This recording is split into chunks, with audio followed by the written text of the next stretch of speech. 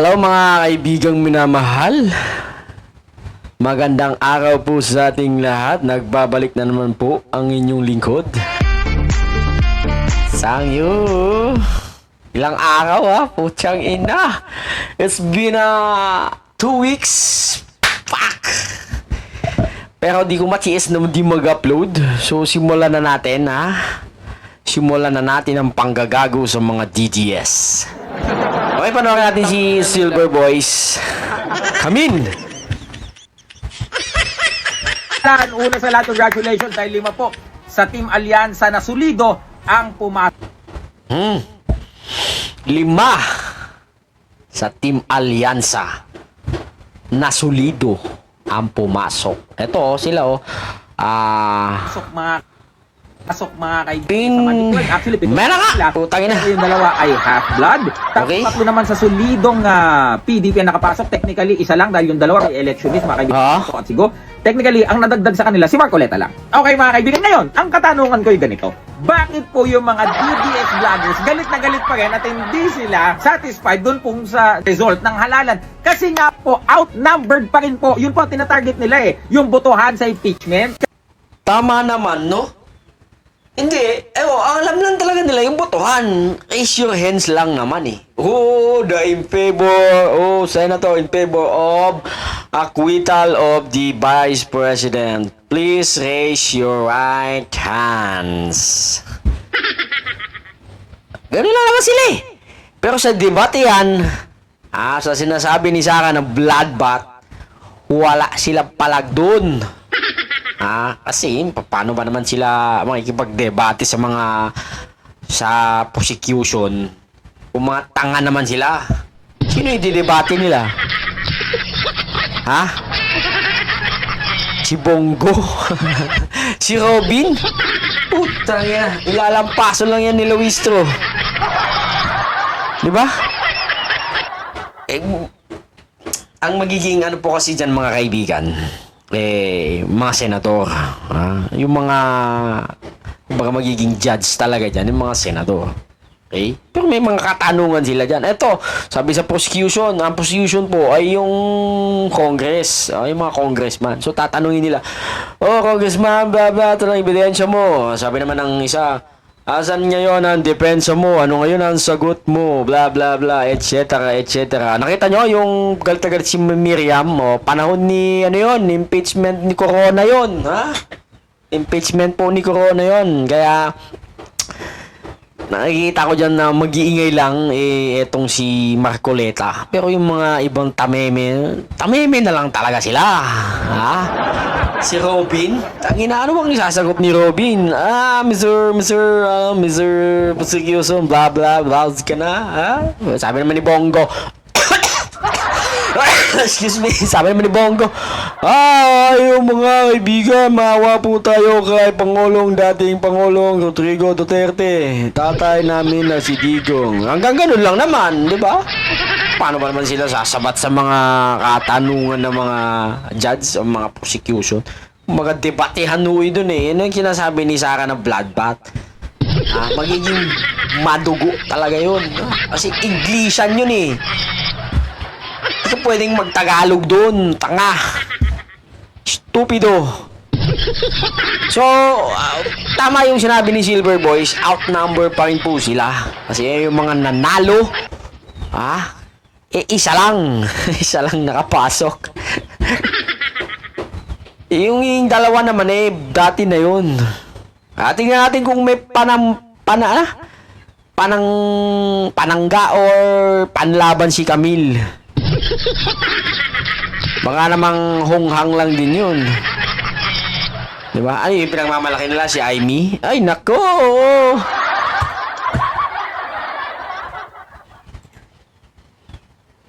Kaya po sila bad trip pa rin because they are still outnumbered. Si Bato po at si Go, nandyan na yan bago pa mag-eleksyon. Di ba? Si Marcoleta lang ang dumagdag. Okay? Ngayon, yung ibang DDS, kinakount nila si Madam. Kukuyugin lang nila yun. Si Marcoleta lang mag-iinit ang ulo nun. Mag-iinit ang ulo nun. High blood lang yun. High blood din lang ni Titi Soto yun. Didilatan lang ni Erwin Tulfo. Ganun lang. Ganun lang yan kay Marcoleta. Takot na si Marcoleta. Ang makikipag-away talaga niya ng basag ulo dyan, si Bato. Suntukan na lang. Manggahamon na suntukan dyan, si Bato.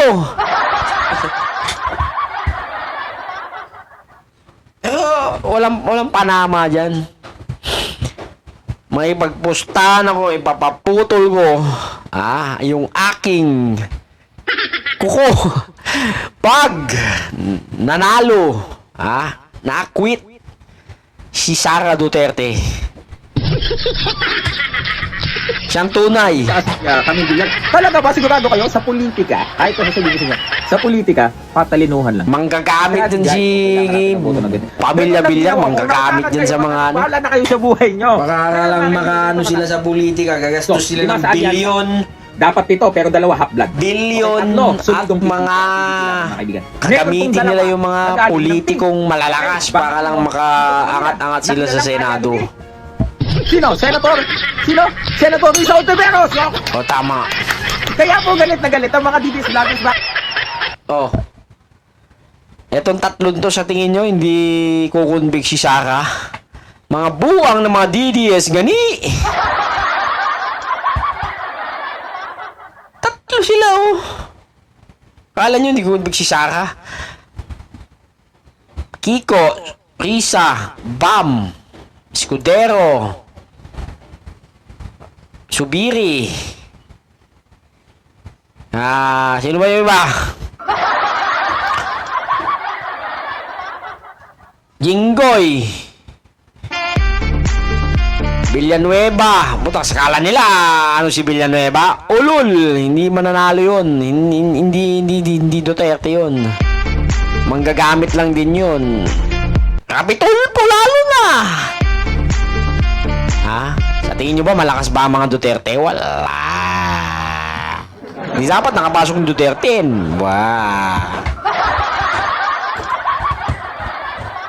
Bakit? Alam naman po anong sabi ni Senator Risa. O Bam, Kiko, kailangan ko kayo sa Senado ha. Kailangan ko ng mga kakampi. Okay. Alam niyo naman ang pinaglalaban ko. Talagang ano yung tawa ni Kuya galak na galak. Kumbaga, confident na confident, galak na galak. Anyway, tama yan.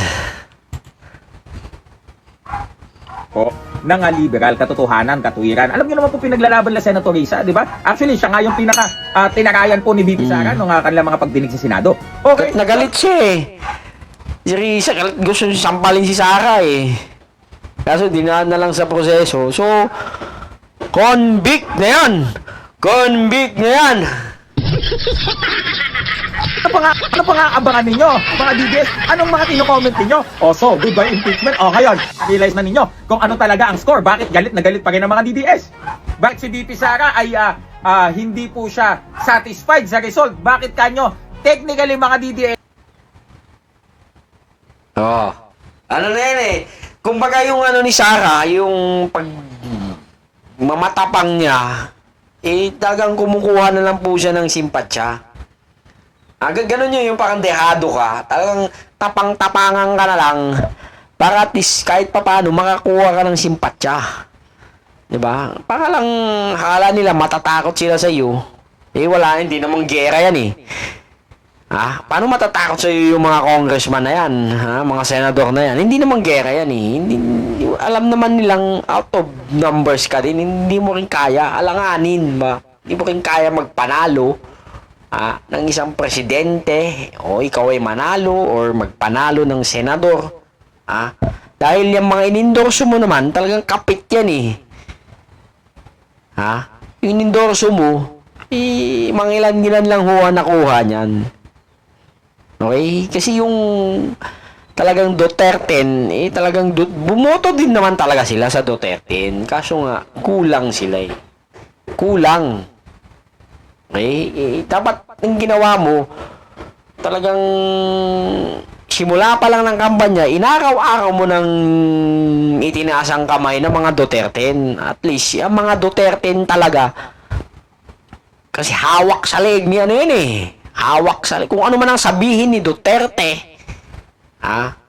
Talagang susundin ng mga Duterte na yan eh. Kung sasabihin magpatiwakal ang mga Duterte, ay gagawin nila yun. Ganun na lang. Ang pagsunod sila, ang paghimudpwet nila kay Duterte. Hindi naman sa taong bayan ang sadya nila eh. Para lang, talagang kumaga makakuha ng pwesto at the same time, talagang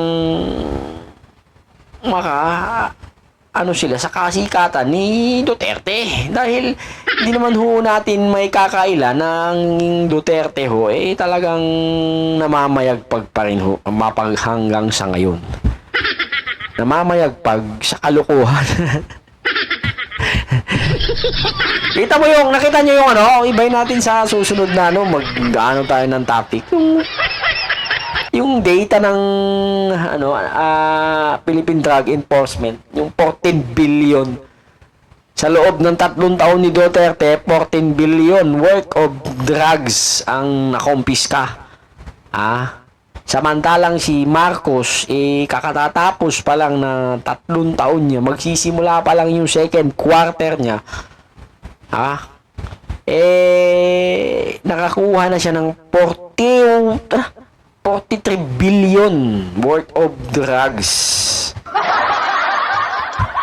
Sige nga, sino ang tunay na may war on drugs? Partida yun Wala pang mention Palibasa kasi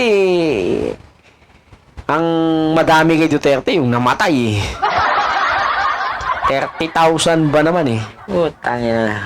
Kaya nga may crimes against humanity tayo ngayon na kinakara po ni Katay Digong di ba?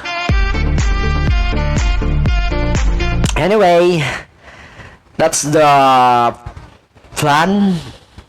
Okay?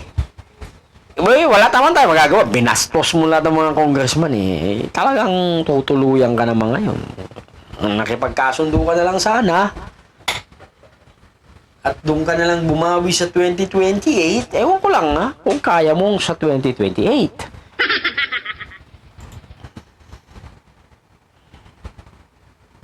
Is 3 ang pumasok sa inyo, 1 lang ang nadagdag. Ulitin ko kasi si Bato at si Go dati nang nandyan. Dati na silang nandyan, outnumbered kayo. Ngayon, 1 lang dumagdag sa inyo. 5 ang pumasok sa alyansa na solido na dapat ay 7. Pero half-blood yung 2. Sige, pagbigyan natin kayo. Hindi ko ika-count yung half-blood na 2. 5 solido. Yung 2 pink. Tingin nyo ba? Hindi yan boboto ng... 3. Yan kasi sinasabi ko sa inyo, mga DDS. Diba? So 5 convict plus 3 Risa Kibuloy. Tangina. Risa, Bam, Kiko, 8 na. Okay? Dagdagan pa natin ng 1 Rapi Tulpo, 9. Sipahin na natin si Cayetano. Wala na problema dun Dagdag natin si Migsubiri.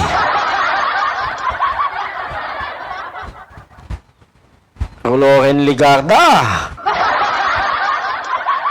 Rapi Tulpo tapos na, di ba? Sino ba?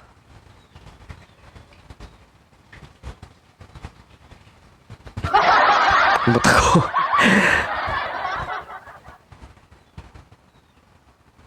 Basta.